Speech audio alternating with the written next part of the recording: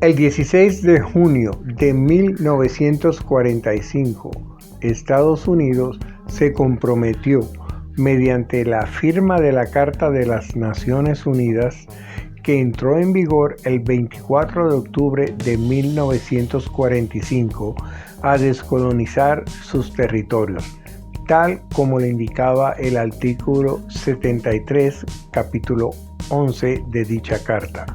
En 1950, el Congreso de los Estados Unidos aprobó la Ley 600, concediéndole de esta manera cierta autonomía a Puerto Rico. A continuación, les presentamos un artículo de opinión del periódico ABC del año 2003, obra de don Manuel Jiménez de Parga, presidente del Tribunal Constitucional Español entre los años 2001 y 2004.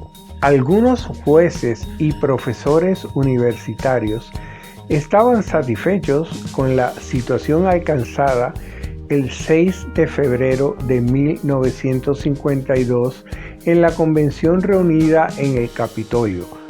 De la situación de colonia se pasó a la relativa autonomía. También hay discrepantes que abogan por la plena integración de Puerto Rico como el estado número 51 de la Gran Unión del Norte. Y se registran pocas voces a favor de la independencia de la isla, que actualmente tiene su sede de gobierno condicionado en la ciudad de San Juan Bautista. Pero, ¿qué es un Estado libre asociado? ¿Puede acaso importarse la fórmula al modo como se importó en la Europa continental el parlamentarismo ideado por los ingleses? ¿O en varios países de Centroamérica y Suramérica el presidencialismo estadounidense? El Estado libre asociado solo existe en Puerto Rico. La versión inglesa del texto constitucional utiliza el término Commonwealth, pero dándole un sentido distinto al empleado para definir la Comunidad Británica de Naciones.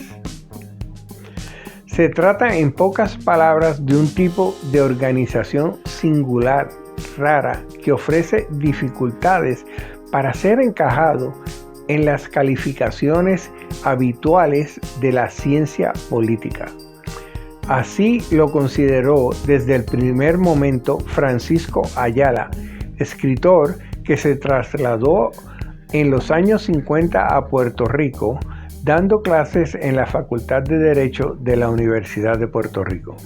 La manera de perder España en 1898, esta preciosa isla, explica lo sucedido en el largo siglo último.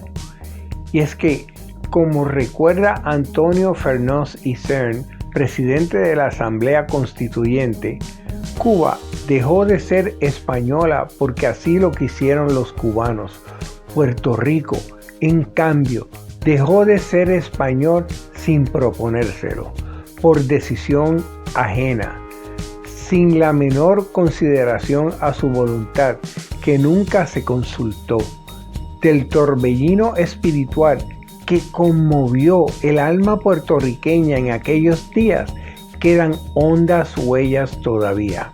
La primera huella es la convivencia de dos grandes culturas del hemisferio americano.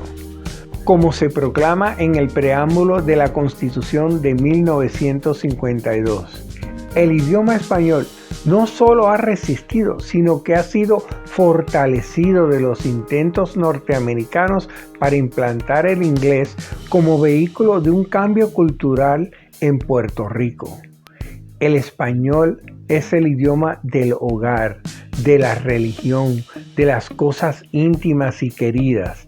El español además penetra y se extiende al norte por los Estados Unidos, con el impulso que recibe en parte considerable de Puerto Rico. Un dato curioso que asombra al visitante es que las señales de tráfico están redactadas en español. Por ejemplo, pare en lugar de stop, que lamentablemente empleamos aquí. El citado Francisco Ayala, a mitad del siglo XX, testificaba sobre un hecho sorprendente, quizás, pero entrañable para los españoles, la escasa huella que sobre la cultura de los puertorriqueños han dejado 50 años de soberanía americana.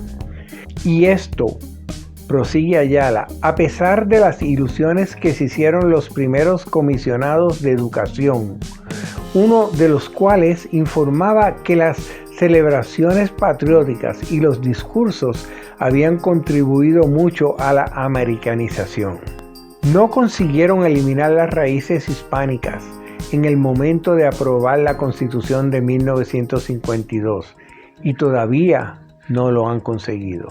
Para el pueblo de Puerto Rico, la Constitución representó un avance respecto a la situación anterior, iniciada en 1898, pero con el Estado Libre Asociado se instauró un régimen de menor autonomía que la que conlleva el Estatuto Autonómico de Puerto Rico de 1897, otorgado por España, y menor a la que tienen las comunidades autónomas actuales en España con la vigente Constitución de 1978.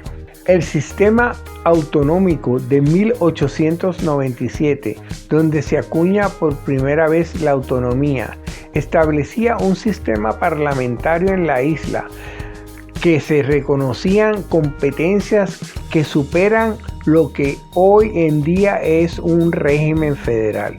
Disponía, entre otras cosas, de competencias sobre bancos, sistemas monetarios, créditos públicos, sanidad, división territorial y judicial, potestad reglamentaria de las leyes del reino, cláusula residencial favorable a la provincia y conformidad de los delegados de esta en las relaciones comerciales exteriores. El sistema solo se podía cambiar a instancias del propio Parlamento insular. Además, el pueblo de Puerto Rico estaba representado en el Parlamento español. Las comunidades españolas disfrutan de una autonomía garantizada constitucionalmente. En efecto, el artículo 2 de la Constitución reconoce y garantiza el derecho a la autonomía de las nacionalidades y regiones que la integran y a la solidaridad entre todas ellas. Los artículos 3 y 4 se refieren a las lenguas y los símbolos, y los largos artículos del título octavo contienen las líneas maestras del Estado autonómico.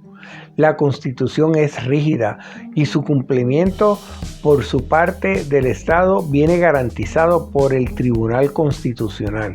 La norma institucional básica de cada comunidad autónoma es un estatuto de autonomía que solo es subordinado a la Constitución, que resulta protegido frente a las leyes del Estado y cuya reforma depende de la voluntad conjunta del Estado y la comunidad autónoma. Por último, el electorado de las comunidades autónomas participa en la formación del Congreso de los Diputados y del Senado, con lo que resulta ser pieza básica en la creación del derecho del Estado. El dato capital es que los puertorriqueños no participan ni en las elecciones presidenciales de Estados Unidos ni en las elecciones para formar las dos cámaras del Congreso de Washington. Mi intervención en el cincuentenario de la Constitución del Estado Libre Asociado de Puerto Rico, celebrado en San Juan, fue exponer las diferencias entre las comunidades autónomas de España y el Estado Libre Asociado de Puerto Rico.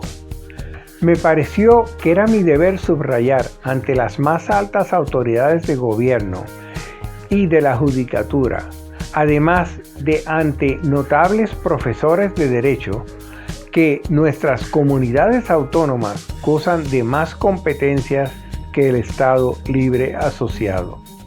El rótulo con que se define a Puerto Rico puede llevar a engaño. Hay que penetrar en los principios y normas constitucionales y estatutarias para darse cuenta cabal de la realidad jurídico-política, una colonia disfrazada. Pronto, mucho más.